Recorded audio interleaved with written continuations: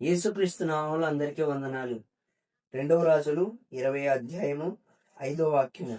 నీవు కన్నీళ్లు విడుచుట చూచితిని, నీ ప్రార్థన నేను అంగీకరించి ఉన్నాను.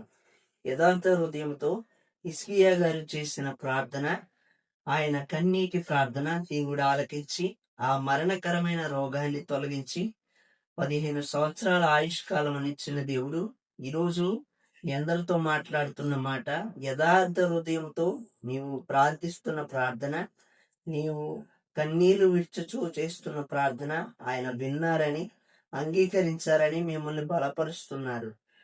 ఎందు నిమిత్తము మీరు కన్నీళ్లతో ప్రార్థన చేస్తున్నారో ఆ కన్నీరు వృధాగా పోలేదు, దేవుడు విన్నాడు. ధైర్యముగా ఉండండి. మీ కుమారులు కుమార్తెల కోసం ప్రార్థిస్తున్నారా?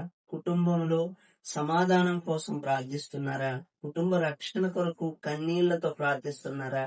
యథార్థ హృదయంతో కలిగి మీరు దేని నిమిత్తము ఆయన సన్నిధిలో కన్నీటితో ప్రార్థన చేస్తున్నారో ఆ కన్నీటి ప్రార్థన ఆయన విన్నారు. మీ ప్రార్థనలన్నిటికీ జవాబును అనుగ్రహిస్తారు. ధైర్యము వహించి దేవునిపై నమ్మకంతో ముందుకు సాగండి. దేవుడు మెండైన జీవనను మీకు అనుగ్రహించును గాక. ఆమేన్.